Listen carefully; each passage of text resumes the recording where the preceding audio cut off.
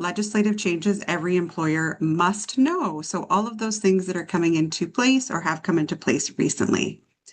Now, before we begin, I wanted to introduce myself. So my name is Sharon Bunce. I'm a vice president with ARIA Consulting. But a little bit more about my background.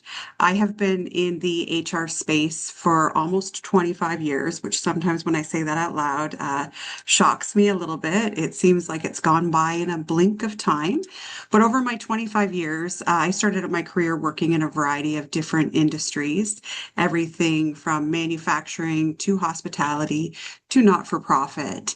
And as an HR leader, I do remember, and I still remember this, sometimes having that panic of what legislative changes have happened. Did I implement the things I need to implement? Am I doing my job as HR and ensuring that I'm protecting the organization that I'm supporting? In the last 16 years, my career has kind of shifted a little bit, and I've spent my time really working with clients coast to coast. And when I work with clients coast to coast, I really get this unique opportunity to sort of partner in with their business, learn everything that's happening and building them out, things from HR policies to programs to training to compensation and beyond. And one of the biggest pieces there, really talking about those legislative changes, because often from an employer perspective, when we know something's happened in legislation and that is a requirement, it really is no longer an optional or build it into the strategic plan, but it becomes more of a priority to have those things done. So really working with a lot of different industries and clients coast to coast as they navigate those legislative changes. Now for today's session, a couple of housekeeping notes. I do love questions. So as I'm going through this content, if you have questions, feel free to use the chat feature.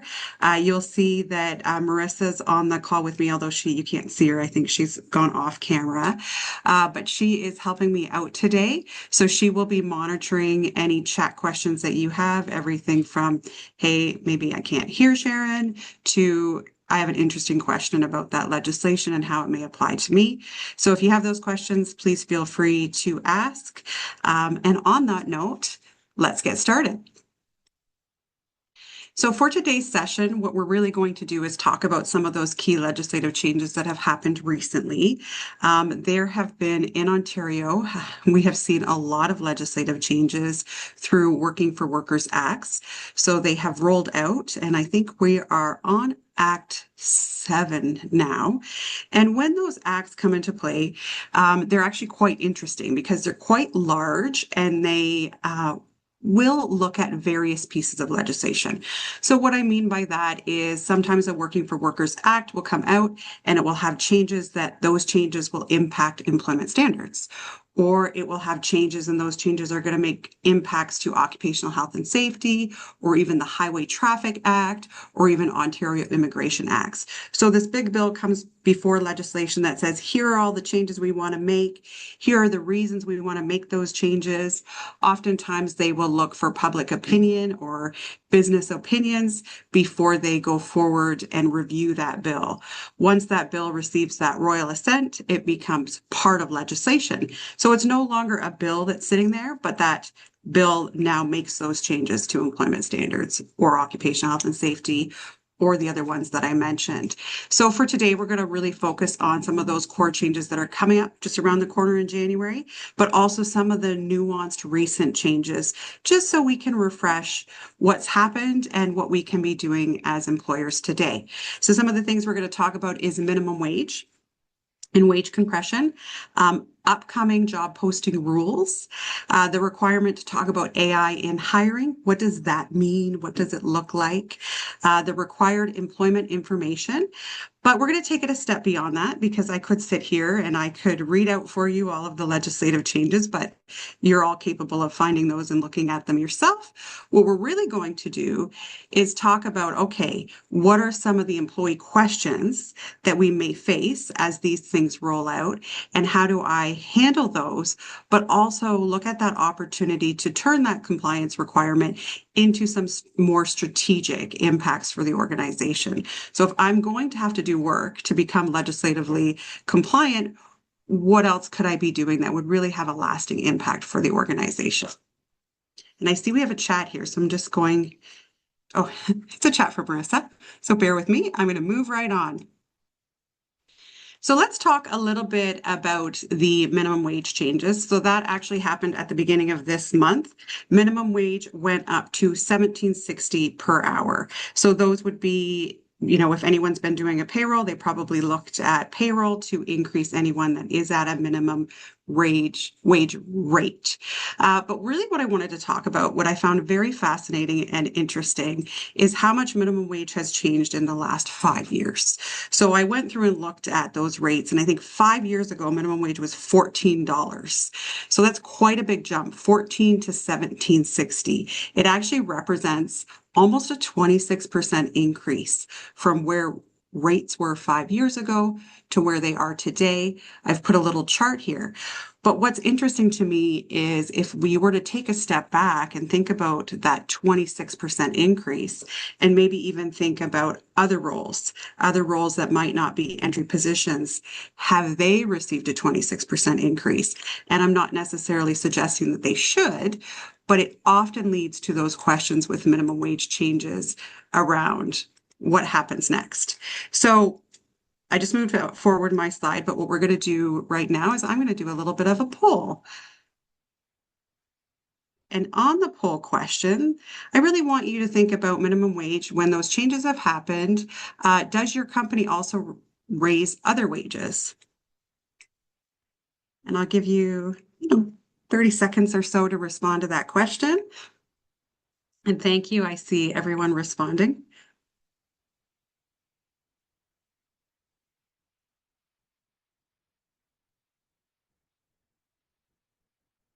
Okay, so it is slowing down a little bit. So I'm going to end the poll now and share the results.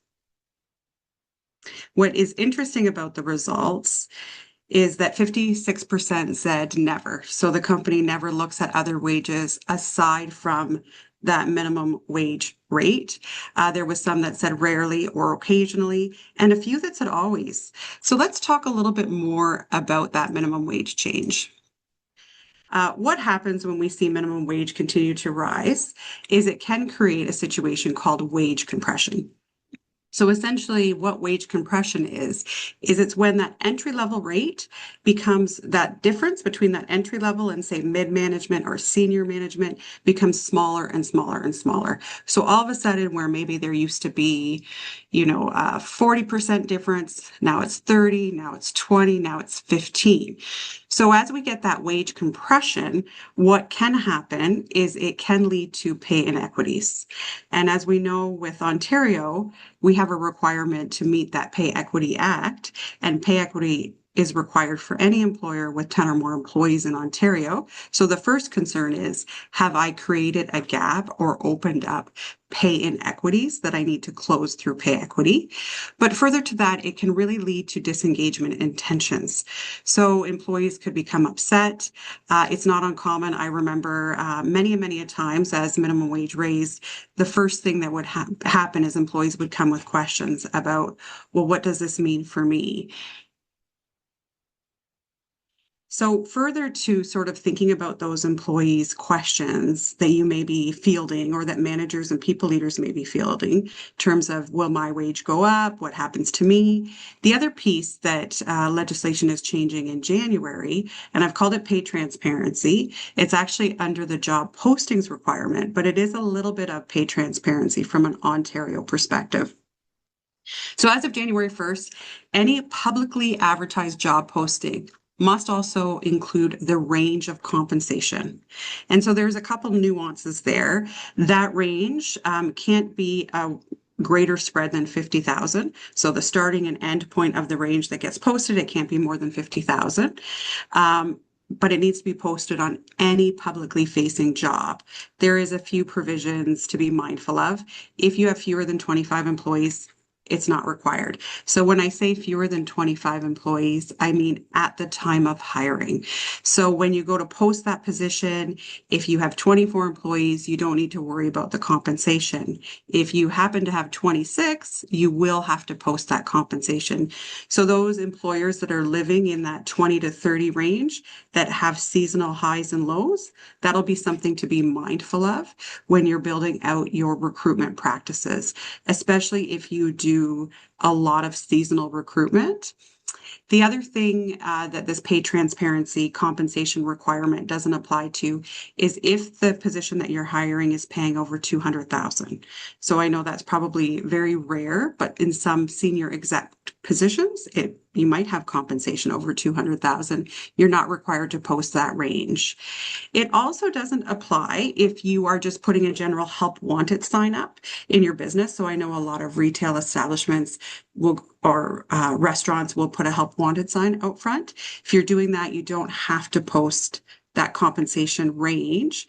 It also doesn't apply for general recruitments with no advertised positions. So what legislation means by that is if you are going out and you're doing job fairs, which I know a lot of companies will do to kind of increase brand awareness, also help them build a really strong pipeline for talent. If you have no advertised position, you don't need to talk about compensation ranges. You can still go to those events and talk about the values of working for your company and what employees or potential employees can expect. It also doesn't apply if you're just doing the job posting internally. So this is very important. It's just internally. So what I mean by that is a lot of organizations I work for have a process in place where a job is posted internally first for a period of 1 week. So on that internal posting, you certainly don't need to consider that. But if you know you're going to also be posting externally, compensation will need to be included because you're now posting externally and internally. So it's just being very mindful of sort of your practices and what's happening there. And then lastly, if you are looking for a job, but the work is going to be performed outside of Ontario, this is an Ontario requirement. So if you happen to be based in Ontario, but you're looking for a position in BC, you don't have to meet this requirement. But why this is important to think about as we think about minimum wage and wage compression is this is going to further potentially aggravate the questions in the situation because now employees are going to see compensation ranges for positions that are open. And that is going to lead to potentially more questions around how is compensation determined, what happens to their particular compensation. So some of those questions that maybe you see when minimum wage goes up, or if employees, if you're sharing your compensation grid, you might get questions around, will my pay go up too? Why do new hires make almost the same as me now? Why isn't the company raising wages across the board? Why does this certain role make more than me? So you may get all of those questions from employees. And when we think about the strategic aspect of HR, it's like, okay, well, what can we do to better enable the company and better enable our people leaders to be able to respond to those questions and feel confident with those responses? So a few best practice tips when it comes to the changes with minimum wage and the changes with wage compression and also the requirement for those compensation rates to be posted on job postings is first, consider conducting a compensation review. And what I mean by a compensation review is, you can start with a spot check where you're going to kind of pick a few different levels of wages that you have within your organization and you're going to pull some market rates. So that's what I call kind of that quick spot check. And if those rates seem to be on par, then your compensation system or process is okay with current market rates. But if you're seeing that there is huge differences, it might tell you that it's time to maybe look at a more formal review of your market rates. So then going out and looking at and benchmarking those roles against market data just to see where you kind of align. The other piece with the compensation review is to look at your pay equity plan. So if you have established a pay equity plan and things have changed because minimum wage rates have increased, and in the last 3 years, they've increased almost 15%, looking at those and seeing if it did open up any gaps in your pay equity plan. With pay equity, there's always that responsibility to close any of those pay equity gaps. So looking at your current plan to see if anything is misaligned, because that might flag that there needs to be further work done in terms of reviewing that data and reviewing those rates. If you do find that maybe there is justification that maybe some of the wages or rates need to be changed internally, you could look at phasing in adjustments. So certainly, you're balancing with the fiscal capabilities of the organization, and fiscally, they might not be able to just raise wages across the board, but maybe there can be a phased in plan in place in terms of adjustment. So maybe there's a smaller percentage in year one and another percentage in year two, or maybe those roles that are really out of alignment get focused first and moving on to the roles that have a small gap but not quite as big. A big piece here that I can't stress enough would be you really want to prepare your people leaders, because your people leaders are the ones that are going to be fielding all those questions. So preparing them with, here are some common questions that you may see. Here are some answers in terms of how we do things or what we're doing or even what we're not doing right now and why. So that when your people leaders get those questions, they can really respond on behalf of the organization and represent what's happening today.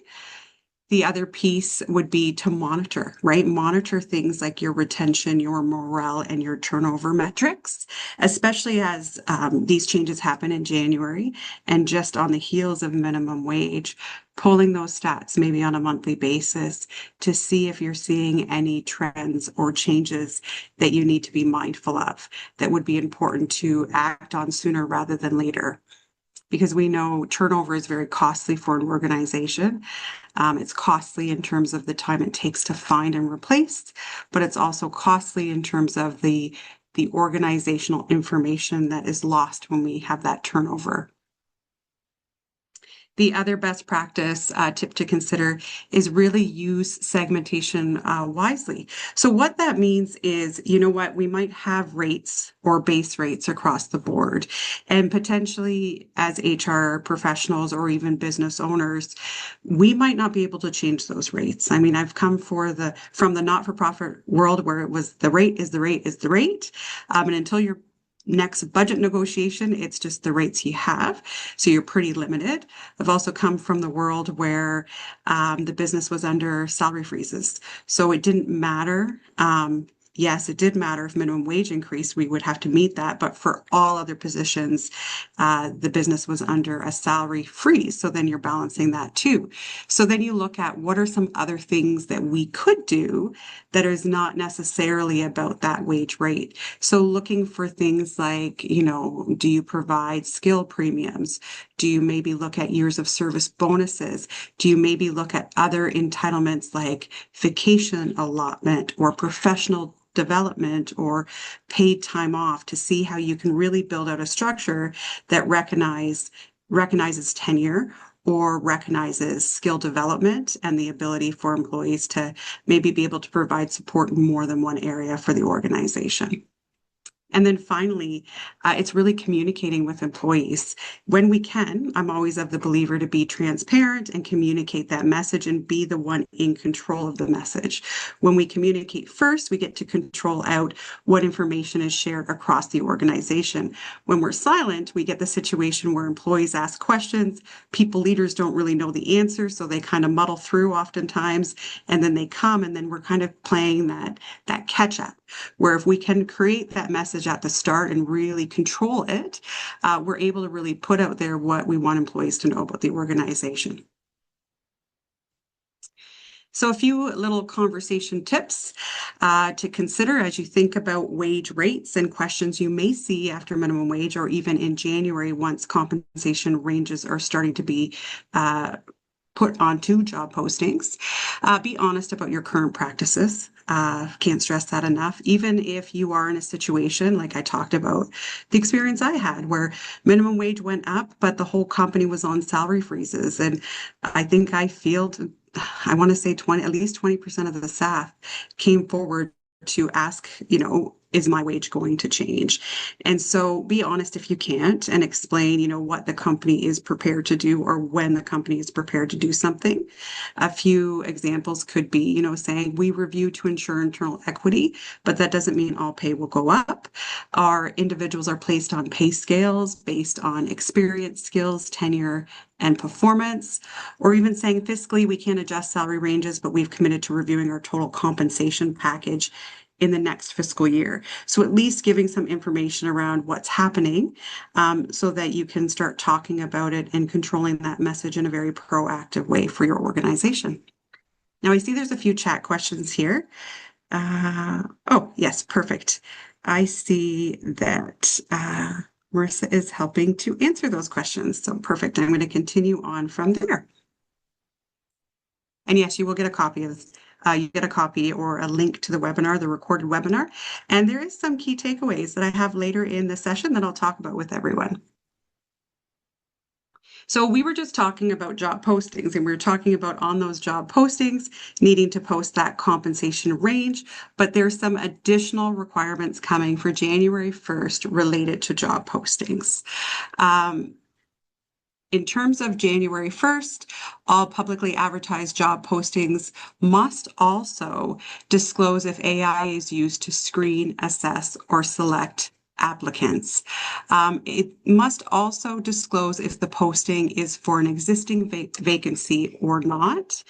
And finally, in job postings, there's just the requirement that you can't specifically ask for Canadian experience. So those are some very key important things to note. You have to disclose if you're using AI. You have to disclose if this position is for an existing vacancy. So is this a result of turnover or change at the business, or if this is like a brand new role? And you also have to ensure that nothing you're asking for in terms of the experience requirement specifically outlines the requirement for Canadian experience. Something to know about these job posting requirements is it applies to all employers. So the compensation is limited if you have 25 or more. These ones apply to everyone. So before we move on, I'm going to do another poll question. So this poll, curious, do you use AI in your recruitment processes? Always, occasionally, rarely, or never? And I'll give you a couple seconds, 10 seconds or so, 15 seconds to answer that question.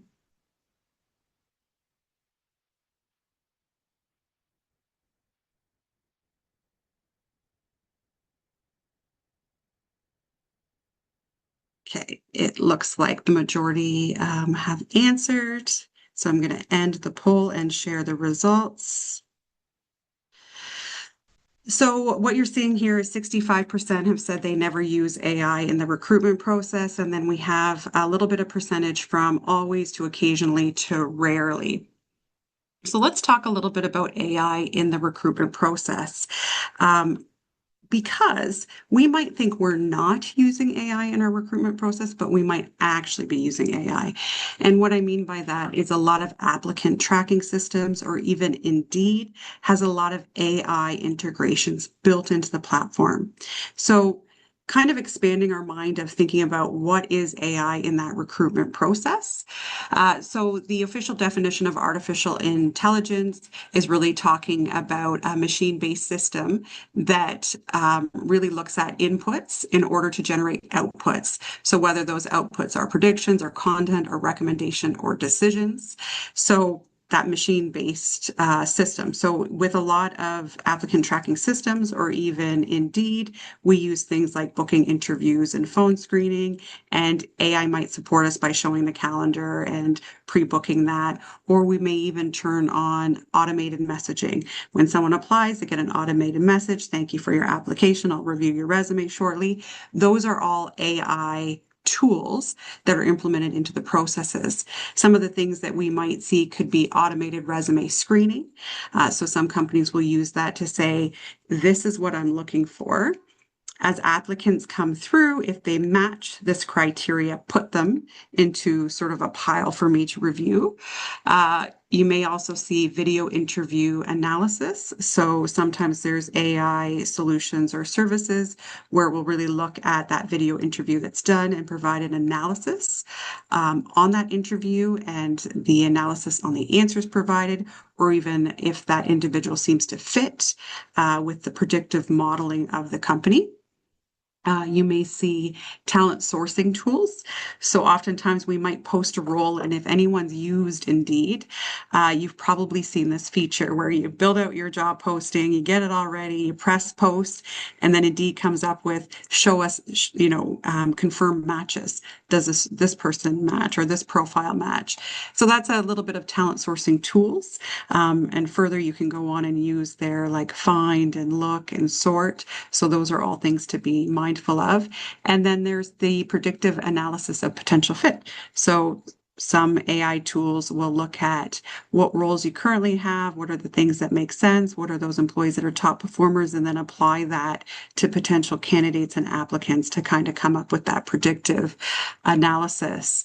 Something really interesting that I read, and it's actually from 2025, so it's a recent stat, is 82% of applicants, so now we're not talking about employers, we're talking about applicants, use AI in their job search, indicating that they have used AI to exaggerate or lie about their skills on a resume, cover letter, job application, or skills assessment.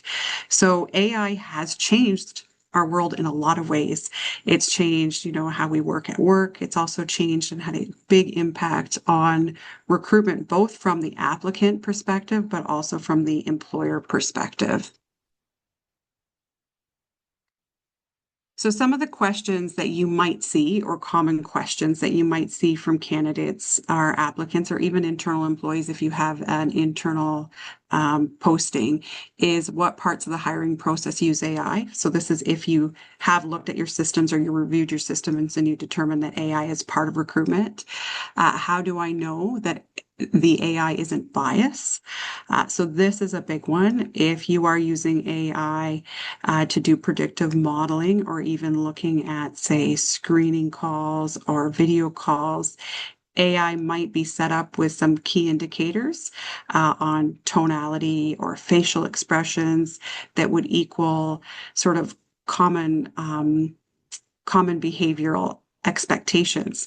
But what AI might not be trained for is to recognize cultural differences. So it could create biases in your processes without even realizing it.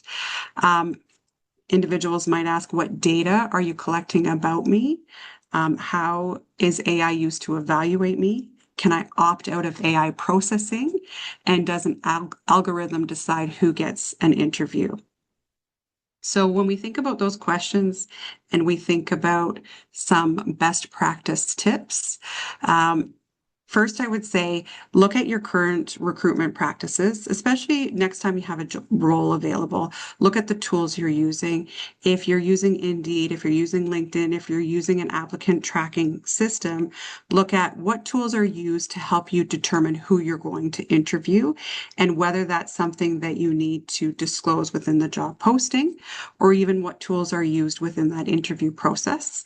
If you do find that you actually have some AI tools that are used, even if you're taking interview notes, so that's another example, you're making interview notes, maybe you've taken a lot of notes about different candidates and you've put them into chat to help summarize and help you determine who best aligns, that is using AI within your recruitment process. So being very mindful of the different tools you may be using as you're going through and recruiting. If you do discover you're using those tools, disclose if you are, but more importantly, how you use those tools. So rather than just a blanket statement that says we use AI in recruitment, explain what you use and how it's utilized, because this can help reduce a lot of questions that you may see. Any AI tool that you're using, review it for the ethical, legal, and privacy implications. The example I just gave you with chat doesn't sometimes keep that information confidential. And in lots of cases, they may have some ownership over what you've posted into your chat. So really looking at privacy. If you are, sharing things like resume or candidate information or full names and email addresses and phone numbers, how is that stored? Where is it stored? And who owns that information? Because it could lead to further privacy concerns. If you do realize that you're using AI, strongly encourage you to implement an AI policy. That AI policy really just setting out more than just recruitment, but across your organization, how you use AI, when AI can be used, and what those expectations are. AI has become a tool that's been embedded or is becoming embedded in a lot of our software programs. So taking that step back from a business perspective to really say, okay, where are we seeing AI? Are we comfortable with using that AI tool? And again, looking at that privacy ownership, right? If we're using that AI tool to create works, who owns those works that are developed? And how can I ensure I'm protecting my business, but also protecting my employees and potential applicants? With any AI tool that's utilized, my other best practice tip is ensure AI usage has human oversight. AI is a machine.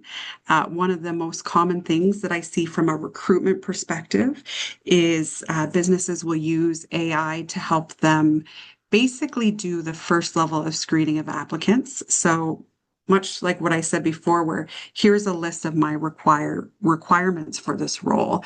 Scan incoming applicants against these requirements.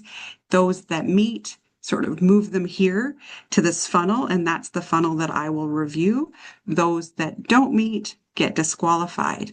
But what can be very concerning about that process is sometimes individuals don't know how to write their resume to align with AI. So AI disqualifies it because it's a machine. It doesn't match, A equals A. It looks like there's an A and this person is showing me a C. Those don't match, therefore it's not qualified. Meanwhile, how that applicant explained their experience or explained their skills just was different, and AI wasn't able to ascertain that that was aligned or that was similar. So you could be losing out on really excellent talent by just trusting the AI system to do that pre-screening. The other thing that can happen, and why I wanted to share that stat, is individuals, and maybe you've seen this around the table, but individuals start using AI to create their resumes. If anyone's ever seen a AI-driven resume and cover letter, you will see it jammed packed with keywords that you put in your posting. And sometimes the sentences don't even make sense. You kind of see that same word over and over again because they're using an AI tool to ensure that when they apply, that AI screener that you're using is going to flag that they meet all your requirements and put them in that pile. So it's just being really mindful to ensure there's always that human oversight so that you're not losing out of any top talent and that you're really able to see what's there in your pipeline. And then finally, prepare frequently asked questions that you can give to your people leaders or your leaders so that when they're faced with those questions, or even your hiring committee, if you have a hiring committee, they can provide that insight and those answers.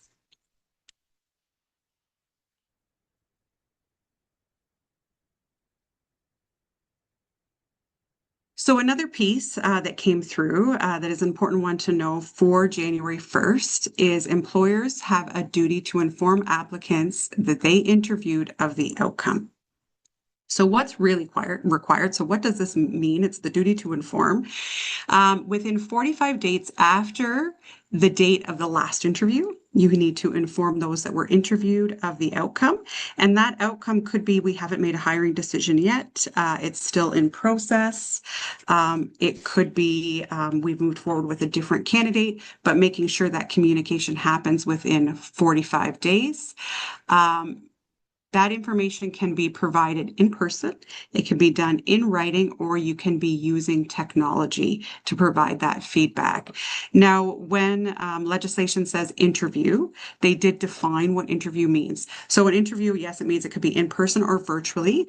It could be you as the employer running the interview, or it could be someone acting on behalf of you. So, why I wanted to talk about on behalf of the employer is, for example, at ARIA, we do a lot of recruitment for organizations. We'll go in and we will go build out or find that applicant pool. We'll do screening and then we'll do interviewing before we even give that company the sort of final, here are the most qualified candidates. But we've done an interview and we did that on behalf of the company. So we'd have to ensure as a provider that we're providing that information of the interview outcome within that 45-day time frame. Now, the one thing that it doesn't include is pre-screening. So it's very common for a lot of recruitment processes that you will, you post your job, you get, 150 applicants, you go through, you do your sort of initial assessment of everyone, you come up with maybe 12 people that you want to learn a little bit more about, and you have a 10-minute phone screen as you go through to determine who's going to be interviewed. This requirement doesn't apply to those that have been phone screened. Now, I would say to you, HR best practice and building a really great candidate experience is anyone that you have talked to, you should be reaching out to them. But from a legislative perspective, legally, it's only those that had that fulsome interview. So I'm going to ask another poll question. And in this poll question, bear with me for a minute, I'm curious about the time to hire. So you've got a job available, it's posting. So from that moment you post that job to the moment you've put a job offer out, how long is that taking you? Is it less than 30 days, 31 to 45 days, 45 to 60 days, or 60 plus days?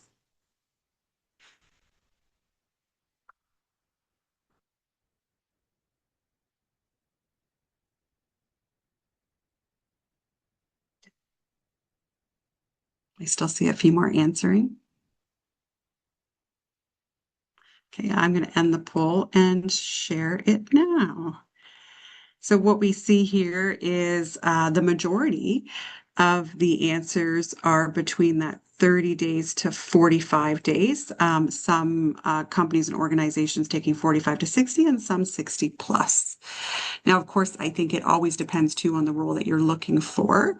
A couple really, let's stop sharing this. Interesting stats that are, again, are 2025 stats. I always think it's important to know what year you're referencing when you're showing a stat. 32% of candidates say they will lose interest in a role if they don't receive a status update from an employer after 2 weeks of interviewing, while 22% will wait 1 week. So government legislation is 45 days, which is significantly beyond that 1 or 2 week window. But from what this survey has seen, candidates want to see something a little bit quicker. They want to know, okay, I attended an interview, what's happening next? When can I expect that follow-up? 90% of managers are saying it's difficult to find skilled talent. So that's something that in the recruitment space, as we're having those jobs posted and available, some of our managers and organizations may be feeling that it's hard or difficult to find that skilled talent. And 94% of managers said the hiring process takes longer than it did just 2 years ago. We just got finished talking about all the AI innovations of how to, increase efficiencies in recruitment, but 94% of managers are feeling like the hiring process is taking longer. When I was digging into that article and looking at those survey results, there was some additional information provided there, and it was really aligned with the concern of making the wrong decision around hiring, the factor of it feeling difficult to find that right skilled talent. So those processes taking longer. And then the other piece is the work capacity piece. Managers feeling like they have more and more work on their plate than they did 2 years ago. So interviewing is taking longer because finding the time to perform those interviews and the ability to focus on recruitment is taking longer than it did 2 years ago. So when we think of all of these things and we think about our recruitment practices and we think about these new changes in terms of making sure we're informing individuals that we've interviewed for positions, to me, it's a really unique opportunity to say, maybe it's time just to take a step back and look at how we are recruiting. We've got new requirements. We know we're going to have to look at our job postings. We know we're going to have to assess the AI. We know we're going to have to keep people informed. What else can we be doing to really make recruitment work for our organization? So a couple of best practice tips that I wanted to share with everyone is if you can spend that time reviewing your recruitment processes. Really look at maybe the last couple roles, maybe you look at the last year, the jobs you had open, how long did it take to fill, how successful were those roles? Did you have turnover within that first 12 months? How are those processes working today? If you're looking for improvement suggestions, consider developing out interview guides and tools that help decision makers assess candidates. If we're seeing from surveys, or maybe even we're hearing from our people that it's hard to find that skilled talent, or there's a fear of making the wrong hiring decision, what tools are we providing to help remove biases and really assess that individual candidate? Establishing hiring timeframes. So, from the moment a job is posted to the moment it's filled, what timeframes do we want to have for each step? How long are we going to leave the job open for? When are we going to review applicants to determine who we're going to interview? How long will the interview time period last? Is that going to be a week? Is it going to be 2 weeks? Now, the reason to establishing the hiring timeframes is when we have jobs available, or even when we looked at that stat from a candidate perspective, they're going to lose interest in that week or two. The other thing I can tell you is that when you post and you have sometimes that top talent, they move quick. So if all of a sudden you're dealing with this long process that's 45 days or 60 days because of just organizational capacity, potential inefficiencies within your recruitment process, you might have really great talent that moves on and accepts a role somewhere else or loses interest or excitement in joining your company. So establishing those hiring timeframes. The other piece to really look at is develop the candidate experience. So maybe you do have a 45-day hiring timeframe, and it's just that's the way it's going to be. But there's things we can be doing today to really keep people warm and engaged. It could be everything from videos and information about who our company is, why someone would want to work for us, what is that employee experience. It could be pre-established scripts that you will use to help keep candidates informed of where they are at in the process. So maybe they interviewed at the beginning of October, but second round interviews aren't happening until the third or fourth week in October, letting them know, like, we really appreciate your interview. We're wrapping it up. You should hear back from us by this date or by this time frame in terms of next steps. Use automations to keep candidates warm. So if you're using AI automations to keep candidates warm, you don't have to disclose that on the postings. You're not using that to assess and make hiring decisions. So Indeed, I'm going to use Indeed as an example because it's a very popular job posting site, will enable you to set up pre-automations. So set up some of those automations to help keep your candidates warm, help keep your pipeline clean. That's going to reduce time off your plate, but building those out and putting those in will help you kind of keep candidates informed along the process. And then plan for what you will tell unsuccessful candidates. What information are you going to share? Usually try to keep it pretty simple that, thank you so much for applying. We had a lot of great applicants. We chose to go in another direction, but we wish you all the best in your future endeavors. Of course, if you see any jobs posted here in the future that align with your skill set, you're always welcome to apply. Sometimes you send that. And you might get a lot of questions like, well, could you tell me more specifically why? I typically try to shy away from that. I mean, there's two pieces. The human in me wants to sit down and give really constructive feedback, but the HR person, business side of me says, you know what, a decision has been made and I really want to focus on. There's nothing specifically that you did or didn't do. It's just that we had a strong talent pool. And I do wish you well, versus getting into a potential misunderstanding about why hiring decisions were made that may have potential human rights implications. So I try to keep it very succinct and to the point. Now, I do see there's questions in the chat. So once I kind of get to the end of the presentation, I will go answer all the questions that are in the chat that Marissa hasn't answered yet. And then the last piece that I wanted to talk about was employment information. This actually rolled out, I think it's July 1st. Employers with 25 plus employees must provide each employee with key employment information on or before the first day of work. That information needs to include your legal name, employer contact details, work location, wage rates, pay periods and dates, and anticipated working hours. So this information that's required is also required to give to your current existing employees. My HR tip here is build it into your job offers and employment contracts. Lots of this stuff is already there, so it might only be adding another line or two. So when it says legal name, your business might be registered under a different name, but maybe you're called, I'll use ARIA. You're called ARIA Consulting, but under the government, your business number 12345. So you need to include that business number because that's the legal operating name as well for the individuals or your employees to know. When it's talking about employer contact details, it's saying they need to be able to have contact details for one or more individual within the organization. So that could be the contact details for their direct people leader. It could be contact details for payroll. It could be contact details for HR, but they have some mechanism to contact the employer. When it's talking about work location wage rates, it's looking at those starting wage rates and any kind of compensation that they may be entitled to as they're starting their job. If you're kind of bringing current employees up to speed, it's their current wage rates. So that really leads us to the end of the main part of the presentation today, going through those legislative changes, but really looking beyond just what's required to see where is this an opportunity to really make lasting, impactful change at my organization or company, rather than legislation creating this make work project on your desk, really making legislation work for your organization. So using it as an opportunity to build out practices that really will have a lasting impact on your people and your operations and the longevity of the organization if retention improves or productivity or all those pieces improve as you make those HR changes. Before I move on and talk about some of the key takeaways, I'm going to go into the chat box. And I see Marissa's turned her camera on. I did, yes. So I went through the chat box for you just to make sure that there was any questions that were not answered. So there was a question regarding salaries and minimum wage increases and how some of the things that you talked about related to the salary component as opposed to hourly employees.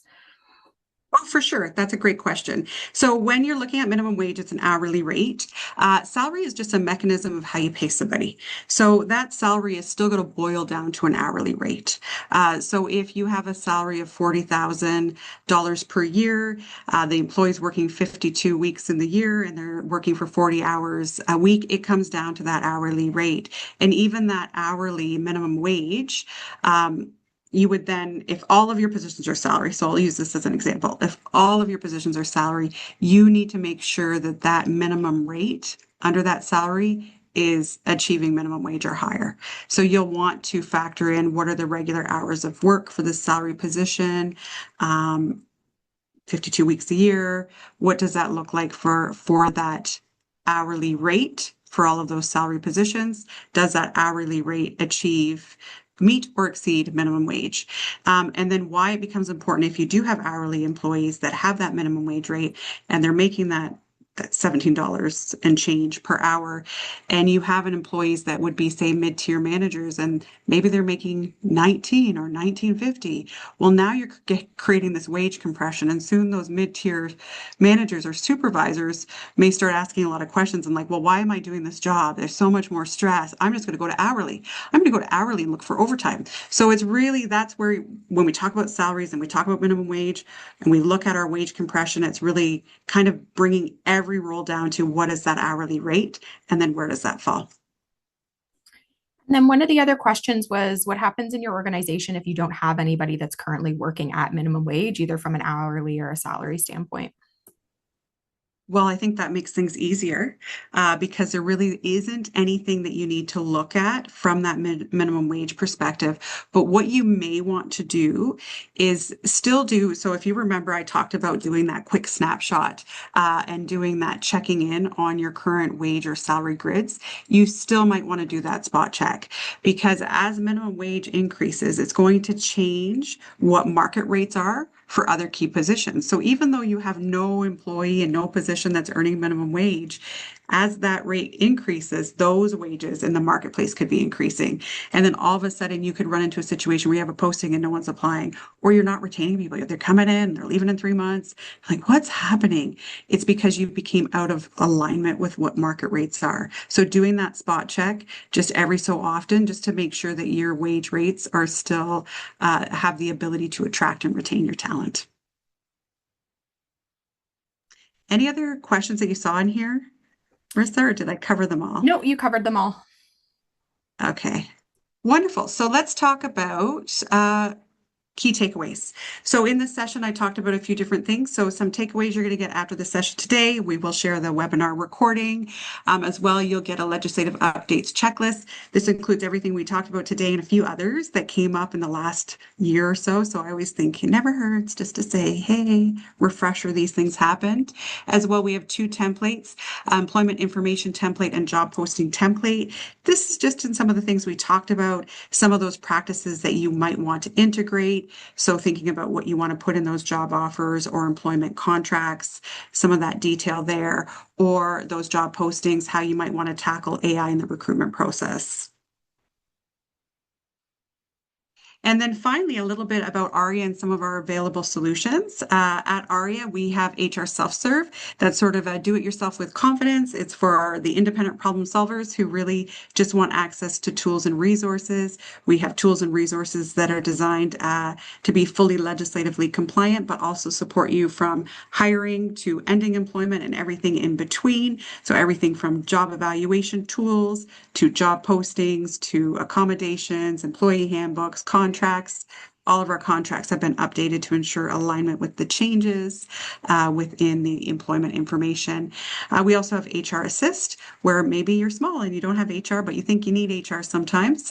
We really jump in and support the business, partnering with them to provide them HR support and handling of any of their HR tasks, including building out content that they need, such as a contract or employee handbook or job profiles and descriptions, or even helping with recruitment. And finally, we do a lot of ad hoc projects from a compensation perspective. We do a lot of pay equity, market rate reviews, the salary grid adjustments and development, compensation frameworks, and we provide implementation support. So certainly if you have anything on the horizon and you need a partner, we'd love to talk to you and explore what you're looking for to see how we could best support you. I want to thank you for spending your lunch hour, if it was your lunch hour, with me. I hope that you took away some key value from the content that I shared today. I really appreciate your time. If you do have any questions whatsoever about any of this content, please feel free to reach out to me. You can do so at sharon.bunce@aria.ca, or you can text me or call my cell phone number that's on the screen there.